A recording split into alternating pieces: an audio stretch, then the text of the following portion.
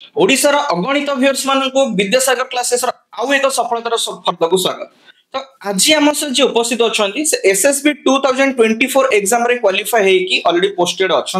ना होचंदी अविनाश मल्लिक। तो तांकर सफलतार कहानी विषय में आज complete A to Z details विषय जानबा केमिति से प्रिपरेशन करिथिले कोन स्ट्रेटजीज फॉलो करथिले निज जेतले टेंशन फील करथिले निज माइंड को केमिति कंट्रोल करथिले ईच एंड एवरीथिंग आज हम तांका विषय जानबा। तो प्रथम अविनाश को स्वागत करछि आज वीडियो को। अविनाश प्रथम हम व्यूअर्स मानन को जे जेते बडे कोनसे गोटे जीवन रे लक्ष्य नै जे अर्थात तमे जेते निज जीवन रे गोटे लक्ष्य निर्धारण करथिलो को एज रो निर्धारण करथिलो जे मु एई लाइन ता ही चूज करी। नमस्कार नमस्कार सर तरे जने निजरो फ्यूचर रो डिसीजन आमे जेमिति मैट्रिकुलेशन परे आमे विभिन्न स्ट्रीम बाछुचंती आर्ट्स रे जे जीवो ता पई अलगा साइंस रे जे जीवो ता पई अलगा कॉमर्स पई अलगा सेमिति आमे निज डिसीजन आमे प्लस 2 लेवल लो बाछि नेले वर्तमान जो कॉम्पिटिटर अछंती तो भलो हबो बोली मु भाबुछि।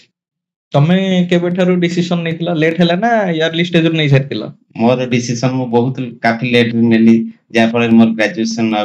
जॉब करियर भीतर गैप 7 एबे एज केते हैलानी? एबे 31 ओके पूरा कंप्लीटली प्लस 3 पर ठारू टिके स्टेजेस गुडा केमिति कोन सब एग्जामिनेशन कवर करी के स्टेज रे पहुंचले डिटेल्स रे कोन? प्लस 2 मोर 2012 रे सरिला तापरे मु बीटेक एडमिशन नेली बीटेक एडमिशन परे देन डिग्री भी कोन बीटेक करथिले? हां बीटेक एडमिशन रो 4 वर्ष हमर बीटेक परे 2016 ले मु भुवनेश्वर आस्थिले भुवनेश्वर आस्ति सीटीटीसी बोली गोटे ट्रेनिंग सेंटर अछि तेरे मु ट्रेनिंग नेतिली ऑटोकाड डिजाइनिंग रे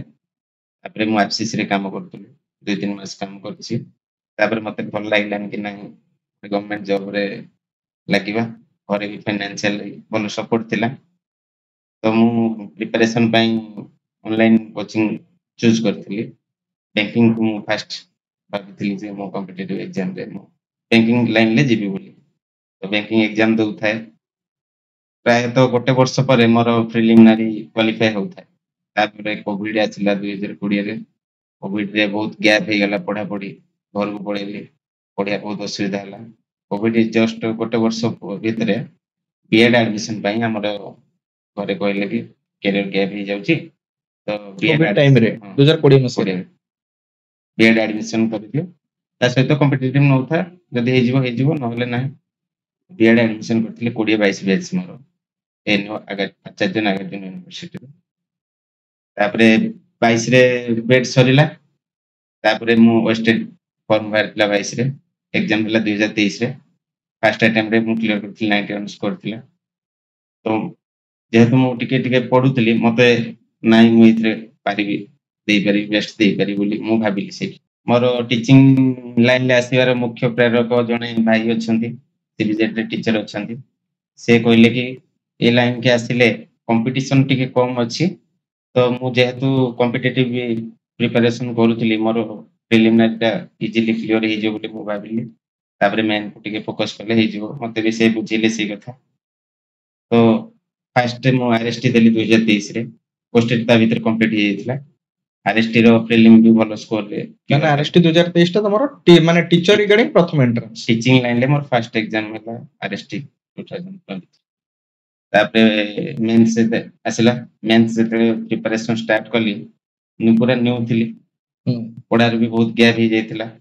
बहुत कष्ट माने तो हेची मु आसिला परे जानिले ना मोर एठी आसिया नथि माने से numerical physics mathematics numerical chemistry numerical तो मो मुंडा सब बाउंस हैला केमिति कोन कवर करी केमिति कोन पढी जहाँ भी मु जेहेतु आसी छाची आ कम बैक करी हेबनी एज भी हो जाता है तो बहुत कष्ट रे मु निज को संभाली की पाठ पढी मूलरू स्टार्ट कली पूरा ग्राउंड लेवल स्टार्ट करी की आरएसटी रे देली जा माने भाग्यवश तो भलो स्कोर हितला किंतु 6 मार्क रे मु कटिथिली तापरे प्रिपरेशन पई जो दिन रिजल्ट भाला हम अक्टोबर रे आई थिंक अक्टोबर रे बाहर थिला मु से दिन सर आपन फोन करथिली फोन करी मु भुवनेश्वर आसिली भुवनेश्वर आसी की संग सहित रहिली गोटे रूम रे रही मु विद्यासागर रे जॉइन कली जॉइन करी की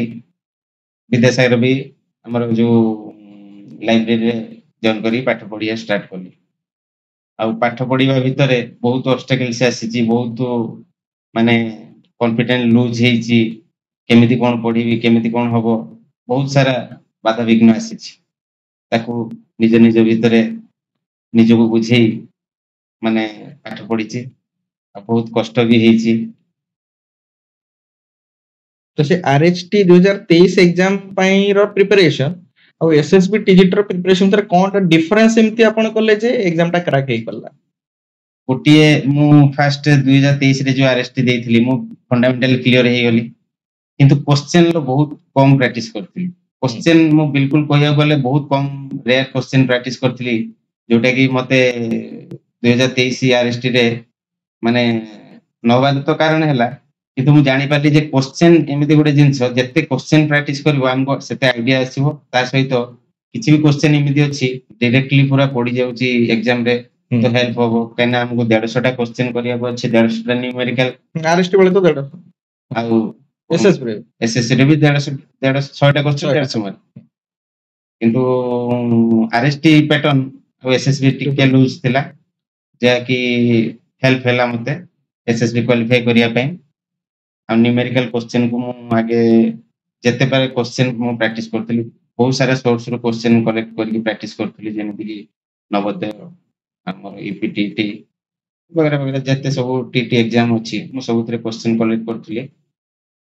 ପ୍ରାୟ ସଲ୍ଭ କରିଥିଲି। ସଲ୍ଭ କରିକି ଯାହା ସଫଳତାର ମୋର ଦିଆ ହେଲା SSB TGT।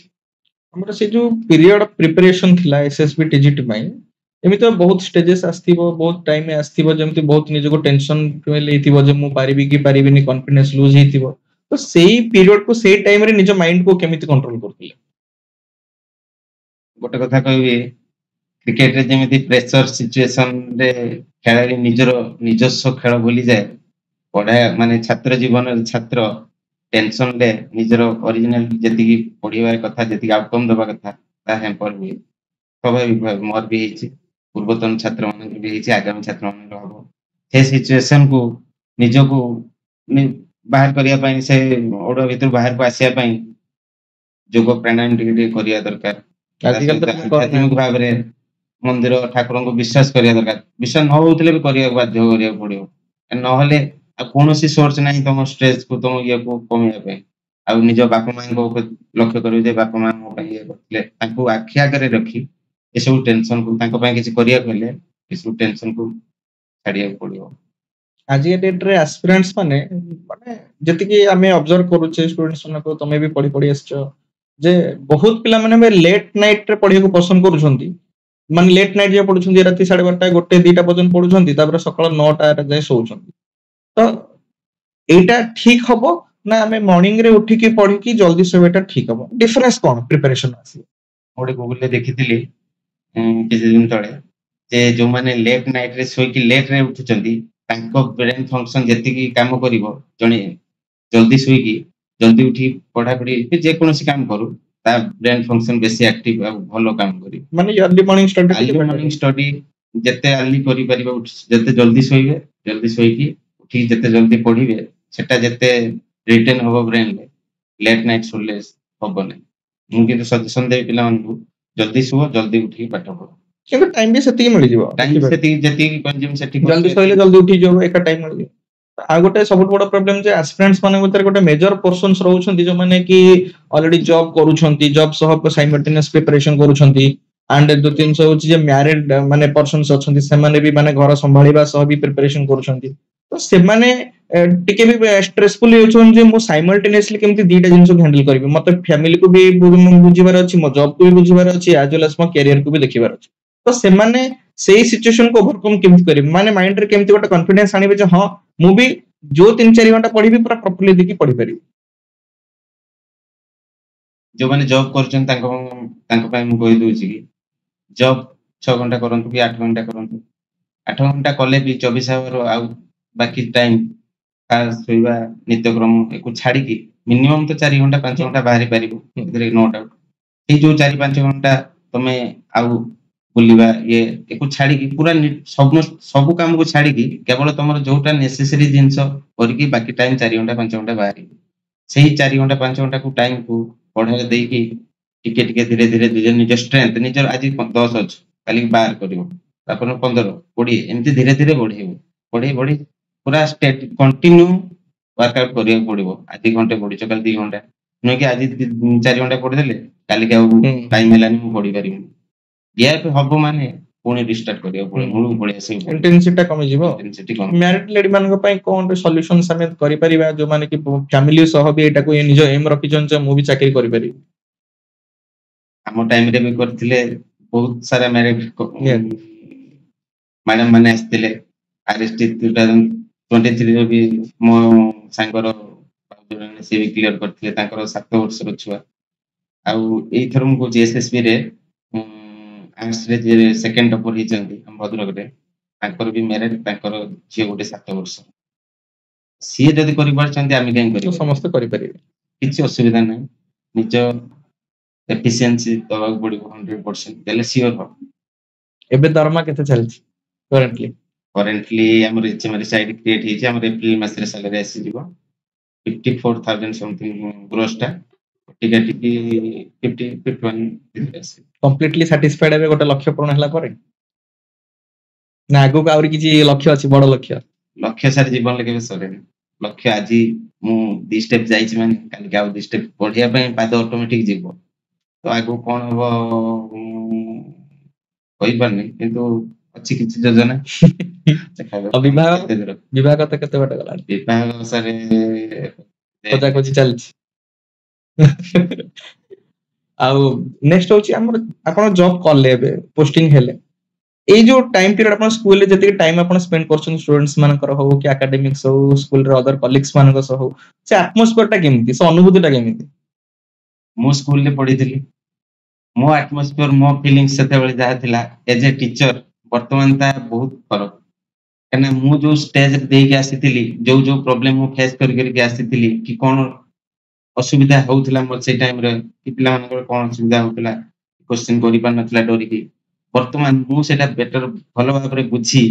ताको मु पिला मान को सॉल्व करूची जेमिति मो जो प्रॉब्लम फेस करथिली सेटा हबनी आ से जने स्टूडेंट हिसाब रे सर मु हमर एबे शेयर मीटिंग थिला ब्लॉक लेवल ले शेयर मीटिंग एचएम मानकर तो रिप्रेजेंट हिसाब रे मु एचएम हे कि जे तो एचएम छुट्टी देथिले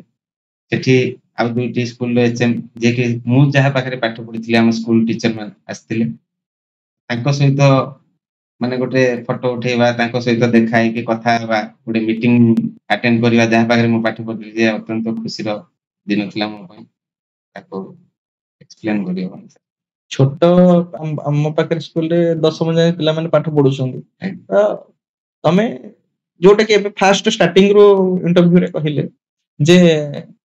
फास्ट टिके जल्दी डिसीजन नेले लाइफ रे हमें टिके गोल को जल्दी अचीव करि परिबा बहुत पिला लेटर डिसीजन मधि नथि तो स्कूलिंग बेल माने सेही 8 9 10 बेल कथा कहूची सेही जिंसटा पिला को मन रे केमिति भर्ती करा जाय परिबो कारण स्कूलिंग रे देखिला आज काली सिलेबस केवल सिलेबस सारिबा पर बेसिकली फोकस करा होची से गवर्नमेंट स्कूलिंग हो प्राइवेट स्कूलिंग हो जोटा भी तो सेटा को हमें केमिति पिला को मन रे माने पिला को बुझेई परिबा जे कैरियर काउंसलिंग जे एही ऑप्शंस अछि को लाइन रे तुम जीवा को चाहूच एथरे गले या करिया पड़िबो से जिंसटा हम स्कूलिंग प्लान को केते दूर माने ताको माइंड रे भर्ती करबा योग्य हो ठीक हो सर वर्तमान तो स्कूलिंग हम टाइम रे स्कूलिंग वर्तमान स्कूलिंग भीतर बहुत फरक आसी जाई छी गवर्नमेंट बहुत सारा एनईपी न्यू एजुकेशन पॉलिसी रे इंट्रोड्यूस करूची जेमिति कि हमरो वोकेशनल एजुकेशन हला कंप्यूटर एजुकेशन आ क्रिएटिव थिंकिंग नाचो गीत स्पोर्ट्स सब माने स्कूल को प्रायोरिटी दिया जाउची पिला को को लाइन ले गले से को लाइन ले बेस्ट दे परिबे तो ताको सेठो से माने बाछिबा को वर्तमान गवर्नमेंट स्थिर कलानी जे स्कूल लेवल से मन को गोटे निर्दिष्ट दिगरे नबा पे जाय परिबे बहुत सारा फैसिलिटीज दिया जाउची स्कूल मान को से मन को बिया बाछिया पे जतने हम किछ पिला प्रिपरेशन करंत एस्पिरेंट्स लाइफ जीव थांदी किछ पिला बहुत थोर एमती कहि छंती जे सर छोट आमे जतले छोट थिलु स्कूल को जाउथिलु कि कॉलेज जाउथिलु माने पाठ पढुथिलु जतले बहुत एन्जॉयफुल लाइफ थिला एबे सर बहुत टेंशन लागुची कारण रेस्पोंसिबिलिटी एबे आगु आसी गलानी तो एक्चुअली तमे कोनटा फील करछ स्कूलिंग कॉलेज लाइफ टा बेटर ना एबे जो लाइफ टा जो रेस्पोंसिबल हे कि लाइफ रे आगु बढ़िछ से लाइफ टा बेटर को लाइफ टा बेटर मते सारे ବର୍ତ୍ତମାନ ଯୋଉ ରେସ୍ପନ୍ସିବୁଲ ନେଇକି ଗୋଟେ ଗୋଟେ କିଛି କରିବାର କାହାକୁ ଗଢିବାର ଯୋଉ କାର୍ଯ୍ୟଟା ବର୍ତ୍ତମାନ ମୁଁ ନେଇଛି ଏଟା ବେଶୀ ପ୍ଲେଜର ଦଉଛି। ଏବେ ଆଉ ଛୋଟ ପିଲା ବେଳ କଥା ମନେ ପଡୁନି? ମନେ ପଡୁଛି ପ୍ରତି କୋଉଟା ବେଶୀ ଏନ୍ଜୟଫୁଲ ଥିଲା, ଏ ଲାଇଫ ନା ସେ ଲାଇଫ? ସାର୍ ସେତେବେଳେ ନ୍ୟୁ ଆମେ ନିଜ ଫିଲିଙ୍ଗସ୍ ଟାକୁ ବି ଏତେ ସେୟାର କରିପାରୁନଥିଲୁ। ବର୍ତ୍ତମାନ ଆମେ ଅନୁଭବ କରିପାରୁଛୁ ପୂର୍ବରେ ଆମେ କଣ କରିଥିଲୁ। ବର୍ତ୍ତମାନ ସେ ସିଚୁଏସନ ରେ ଯାଇକି ସାରଙ୍କ ମାନେ ଟିଚର ହିସାବରେ ବି ଆମେ ଦୁଇ ମଜା ନେଇ ପାରୁଛୁ ବର୍ତ୍ତମାନ। ଯଦି ଆମେ ଏବେ ଦେଖୁଛୁ ଯେ ବହୁତ ଗୁଡେ ଏଜୁକେସନ ଲାଇନ ରେ ଚେଞ୍ଜେସ୍ ଆସିଗଲାଣି, ସ୍କୁଲିଂ ର ମାନେ ପିଲାଙ୍କ ପାଠ ପଢା ଗୁଣାତ୍ମକ ଶିକ୍ଷାର ମାନ ହଉ କିମ୍ବା ପିଲାଙ୍କୁ ଗଢିବାର ହଉ କିମ୍ବା ଲାଇଫ ରେ କଣ କରିବା ଉଚିତ ଡିସିସନ ଜଲ୍ଦି ନବାର ହଉ। ତ କିନ୍ତୁ ଏସବୁ ସତ୍ତ୍ୱେ ବି ଯେମିତି କି ବହୁତ ଗୁଡେ ଆସ୍ପିରାଣ୍ଟସ୍ ଅଛନ୍ତି ଏବେ ବ୍ୟାଙ୍କିଂ ଏସଏସ୍ ପାଇଁ ପ୍ରିପରେସନ କରୁଛନ୍ତି, କି ଟିଚରସିପ ପାଇଁ ପ୍ରିପରେସନ କରୁଛି, କି ନିଟ୍ ଏକ୍ସାମ ପାଇଁ ପ୍ରିପରେସନ କରୁଛନ୍ତି, এটা ପାଇବାରେ ଟିକେ ଡିଲେ ହଉଛି। ତ ୟା ପାଇଁ ଗୋଟେ କଣଟା ମିସିଂ ଟର୍ମ ରହିଯାଉଛି ତା ଭିତରେ, ସୋ ଦ୍ୟାଟ ପିଲାଟା ପ୍ରଥମ ଆଟେମ୍ପ୍ଟ ରେ କି ସେକେଣ୍ଡ ଆଟେମ୍ପ୍ଟ ରେ ନ କ୍ୱାଲିଫାଇ ହେଇକି 4-5 ଥର ଆଟେମ୍ପ୍ଟ ପର୍ଯ୍ୟନ୍ତ ଯାଉଛି। ମାନେ ମେଣ୍ଟରସିପ ରେ ମିସିଂ ରହୁଛି ନା ଷ୍ଟ୍ରାଟେଜିଗତ ମିସିଂ ରହୁଛି, କଣ ଡିଫରେନ୍ସ ରହିଥାଇପାରେ? ମୋ ମତରେ ତ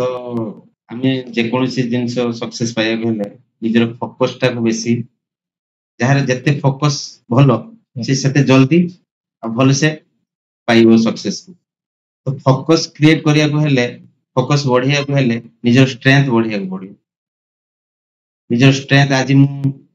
5ଟା କ୍ୱେଶ୍ଚିନ୍ କରିପାରୁଛି, କାଲି ନିହାତି ମୁଁ 7ଟା କ୍ୱେଶ୍ଚିନ୍ କରିବାକୁ ଟ୍ରାଏ କରିବି। ଯଦି ସେଇ 5ଟା କ୍ୱେଶ୍ଚିନ୍ ରେ ଷ୍ଟଡି ହେଇକି ରହିଗଲି ତ ମୋର ସେପଟରୁ ସକ୍ସେସ ରାସ୍ତାରୁ 2-4 ପାଦ ପଛକୁ ପଳେଇ ଆସିବ। ତ ଯିଏ ଷ୍ଟ୍ରେଂଥ ଟାକୁ ନିଜେ ଇନକ୍ରିଜ କରୁଥିବ ଡେଲି ବେସିସ ରେ, ନିଜ ଫୋକସ ବଢଉଥିବ, ପଢିବା ଶୈଳୀ ପରିବର୍ତ୍ତନ କରୁଥିବ, କିଛି ପରିବର୍ତ୍ତନ କିଛି ପାଇବାକୁ ହେଲେ କିଛି ନିଜକୁ ପରିବର୍ତ୍ତନ କରିବାକୁ ପଡିବ। ସେ ଦିଗରେ ଯିଏ କାର୍ଯ୍ୟ କରୁଥିବ ସେ ନିଶ୍ଚିତ ଠିକ ଟାଇମରେ ଠିକ ଭାବରେ ସକ୍ସେସ ପାଇବ। ଯେମିତି ମୁଁ କହିଲି ମାନେ strength is indirectly proportional to time. ଯଦି ତମ ନିଜର ଷ୍ଟ୍ରେଂଥ ହାଇ ଅଛି ତମ ଟାଇମ ଅବଭିୟସଲି କମ ଲାଗିବ, ଯଦି ତମର ଷ୍ଟ୍ରେଂଥ କମ ଅଛି ଅବଭିୟସଲି ତମକୁ ଅଧିକ ଟାଇମ ଦେବାକୁ ପଡିବ ସକ୍ସେସ ପାଇବା ପାଇଁ। ଆସ୍ପିରାଣ୍ଟସ୍ ମାନେ ଆଜିକା ମାନେ ଆଫ୍ଟର କରୋନା ପିରିୟଡ 2 ଟାଇପ୍ସ ରେ ଡିଭାଇଡ ହେଇଛନ୍ତି। ବହୁତ ପିଲା ଅଫଲାଇନ ରେ କ୍ଲାसेस କରିପାରୁଛନ୍ତି, କୋଚିଂ ନଉଛନ୍ତି, ଲାଇବ୍ରେରୀ ଜଏନ୍ କରିକି ସେ ଆଟମୋସ୍ଫିୟର ଟାକୁ ଫିଲ୍ କରିପାରୁଛନ୍ତି। ବହୁତ ପିଲାଙ୍କ ପାଖରେ ସେତିକି ସମ୍ବଳ ରହୁନି ଯେ ମାନେ ଅଫଲାଇନ କୋଚିଂ ନବା କି ଲାଇବ୍ରେରୀ ଜଏନ୍ କରିକି ପ୍ରିପାରେସନ କରିବା, ସେମାନେ ଅନଲାଇନ ମୋଡ ରେ ହିଁ ୟୁଟ୍ୟୁବ ର ଡିଫରେଣ୍ଟ ଭିଡିଓସ୍ କୁ ଫଲୋ କରିକି ପ୍ରିପାରେସନ କରିବା କି ଅନଲାଇନ ନୋଟ୍ସ କୁ ଫଲୋ କରିକି ପ୍ରିପାରେସନ କରିବା। ତ ସେମାନେ ସମ୍ଭବ ସେଟା ବି ଗୋଟେ ମାଇଣ୍ଡ ରେ ତାଙ୍କର ଆସି ଯାଉଛି ଅନଲାଇନ ଆସ୍ପିରାଣ୍ଟସ୍ ମାନଙ୍କର ଯେ ମୁଁ ଟିକେ ପଛୁଆ ରହିଯାଇଛି ଅଫଲାଇନ ର। କଣ ଅନଲାଇନ ପ୍ରିପାରେସନ କଲେ କି ସେଲ୍ଫ ଷ୍ଟଡି କଲେ କଣ ଜଣେ ପାଇବାର ଚାନ୍ସେସ୍ କମିଯାଏ? ସେମିତି ସାର୍ କିଛି ବି ନାହିଁ। ଖାଦ୍ୟ ଟେଷ୍ଟି କି ନାହିଁ ନିଜ ଭୋକ ହିଁ କହିବ। ଆପଣଙ୍କୁ ଯେତେ ଭୋକ ଲାଗୁଛି ଆପଣଙ୍କ ଖାଦ୍ୟ ଟେଷ୍ଟଟା ସେତେ ଅଧିକ ଲାଗିବ। ତେଣୁ ଯାହା ପାଖରେ ଭୋକ ଅଛି ସେ ଅନଲାଇନ ରୁ ନଉ କି ଅଫଲାଇନ ରୁ ନଉ ସେ କ୍ଲିୟର ହିଁ କରିବ। ଜଣଙ୍କ ପାଖରେ ଯଦି ଭୋକ ନାହିଁ ତାକୁ 2ଟା ଯାକ ଦେଲେ ବି ତାକୁ କ୍ଲିୟର କରିପାରିବ। ଆଉ ମାନେ ଯଦି ଆମେ एसएसबी टीजी पर अपकमिंग जो एलटीआर एस्पिरेंट्स होच एलटीआर एग्जाम होबा को जाउछ प्रीलिम्स मार्च 23 रे तार 2-3 मास पर मे बी मेंस एग्जाम हबो। एलटीआर एस्पिरेंट्स वन को कोन गोटे सजेशन देबा को चाहे? मु तो प्रथमे सब एस्पिरेंट मान को ऑल द बेस्ट होची और शुभेच्छा जनाउछि आगामी एलटीआर एग्जाम पई। निश्चित भाव रे भलो करिवे। तो जो 4-5 सेक्शन अछि अरिथमेटिक, रीजनिंग आ कंप्यूटर, जीके, करंट अफेयर, तो तमरो जोथिरे तमे बेस्ट अच्छो सेइथिरे 100-110% ट्राई करो कि जहां भी क्वेश्चन आसो मु सेइथिरे करिवि। किछि न्यू कांसेप्ट बर्तमान ऐड करनी बहुत अल्प समय भीतर जदि न्यू कांसेप्ट ऐड करिया थिला मोर स्टार्टिंग रो प्रिपरेशन करिया थिला ता पे स्ट्रेटजी अलगा बनिया थिला जहां छाडी देइछो बर्तमान न्यू कांसेप्ट किछि निज ब्रेन को पुरानी जहां अछि सेइथिरो जेमिति जहां भी क्वेश्चन आसो मु मो बेस्ट आ 100% देबी या भाबी कि आगु जाओ। मैथ रीजनिंग तो प्राय तो समस्ते कर देबे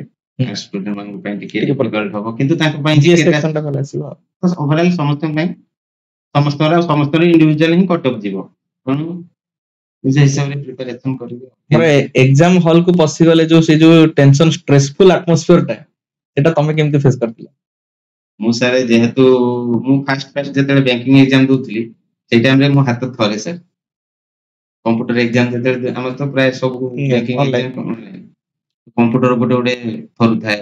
सॉल्व कला भी हाथ थरु थाए एटु आसला पर मो ग्लूकोज लेवल पूरा लो हो जाय थाए कंटी खाली सुकु थाए माने केते स्ट्रेस धीरे धीरे एग्जाम दे का सेटा तो पूरा रिड्यूस हे गला जने जते एग्जाम देबे सेटा एग्जाम टा जते दबो तेणु तुम घरे दियो कि हॉल ले दियो एग्जाम इज एग्जाम घरे तुम माने प्रैक्टिस सेट देई था प्रैक्टिस सेट देले निज कॉन्फिडेंस बढ़िबो जते निजरो स्ट्रेंथ बढ़ेइबो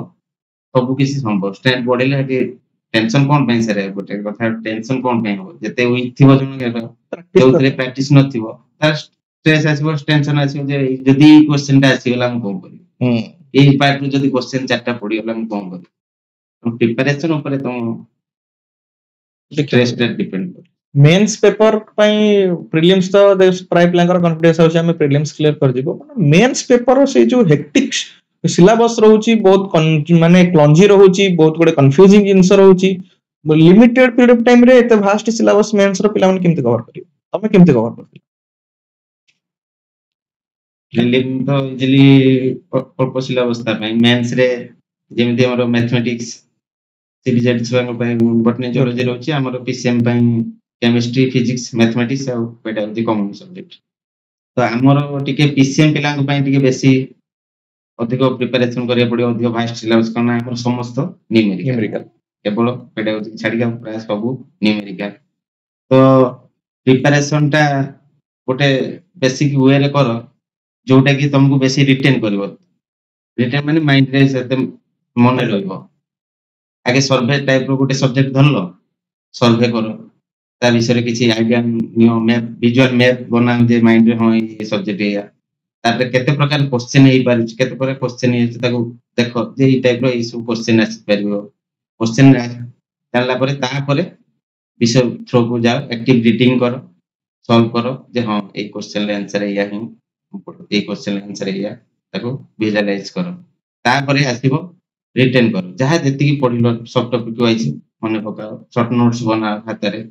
बनेगी मने पके कि ताको नोट डाउन करो विजुअल ता परे आसीबो रिवाइज करो जते बार सेते रिवाइज करिवो क्वेश्चन रिवाइज भीतर जाउ क्वेश्चन प्रैक्टिस आउ थरे पढिबा क्वेश्चन जते प्रकार परिवो क्वेश्चन प्रैक्टिस करो सेते भलो एने एमिति भी प्रैक्टिस करो जे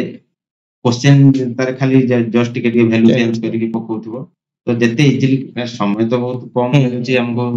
सब न्यूमेरिकल अटेंड करी होबनी तो जते क्वेश्चन प्रैक्टिस करिया हम पई सेते भलो ही हो आ जेहेतु हम शॉर्ट पीरियड भीतर प्रैक्टिस करचोंदी हमें ट्राई करिया को एमिति पढिबा जे कि हमको मैक्सिमम रिवाइज न करियो सब से प्रिपरेशन में क्वेश्चंस आसीबो से टाइप एबे प्राय तो एस्पिरेंट्स माने टिके मल्टीपल गोल फोकस्ड हे होछंती माने जेमति कि तमे भी फर्स्ट प्रिपरेशन करथिलो बैंकिंग एसएससी करथिलो तापरे हम टीजीटी में प्रिपरेशन कला प्रेरणा पाई के भाईना गठारो सेमति भी बहुत एस्पिरेंट्स अछंती जे ओडब्ल्यूएस रे के ओटर पुलिस रे किछ ओटे पोस्ट बारला म तापे टिके पढ देबी ओएस वाला तापे टिके पढ देबी जेटी वाला तापे टिके पढ देबी टीजीटी वाला तला तापे टिके पढ देबी तो एक्चुअली एटा प्रिपरेशन को एवले प्रिपरेशन करटा ठीक ना आ किछ सेपरेट प्रिपरेशन दरकार कोटे स्पेसिफिक गोल को नहीं जेमिति हमें प्लस 2 रो निजरो गोल बाछिबा स्टार्ट कर देउचंती कि आर्ट्स के साइंस के कॉमर्स सेमिति गोलटा भी सेही स्टेज रु बाछि नै कि हमें से गोटे पर्टिकुलर दिगरे गले बहुत स्वल्प साइंस किंतु पिला भाबुचन जे हां एग्जाम तो आसिया बाकी अछि नोटिफिकेशन आसिया बाकी अछि टाइम तो आसिनी चलो हमें ए टाइम भीतर ए एग्जाम तो बाहर छि चलो से एग्जाम पे प्रिपरेशन कर दो से संपूर्ण बोल एना प्रिपरेशन ता स्टार्ट हमें आरएसटी एग्जाम दबा माने ता प्लस 2 क्वेश्चन रो हमें प्लस 2 लेवल रो क्वेश्चन आस्ते माने सेतलो हमें प्रैक्टिस करियो पड़े जदी हमें प्लस 2 स्किप मारि जंती पढी ना ठीक से पता रीस्टार्ट करी नुवा कांसेप्ट सब ब्रेन भीतर पुरिया पड़ियो प्रैक्टिस करियो पड़ियो ता न्यूमेरिकल करियो पड़ियो ता माने जे हमें आरएसटी बाहरिबो फॉर्म बाहरिबो हमें से फॉर्म भरी साइला परे नोटिफिकेशन आसीबो एग्जाम पे पढिबो आगे जे पिला अन्य पिला अछंती जो माने कि प्रिपरेशन सही बढिया करूचंती प्लस 2 से माने पाई जिवे हमें तळे रही कंपटीशन भी हेलानी हमको से लेवल रे प्रिपरेशन करियो ये थिला अविनाश मल्लिक को कहानी जहां भी प्रिपरेशन ड्यूरेशन भीतर जहां भी प्रॉब्लम सब एस्पिरेंट्स फेस करंती अविनाश मते सेम फेस करथिले এবং तार सॉल्यूशन विषय में डिस्कशन कले आई होप अविनाश को कहानी तुमको भल लागितो एवं तम कहानी भी दिने ना दिने विद्यासागर नै के आसीबो ए प्लेटफॉर्म रे till then all the best.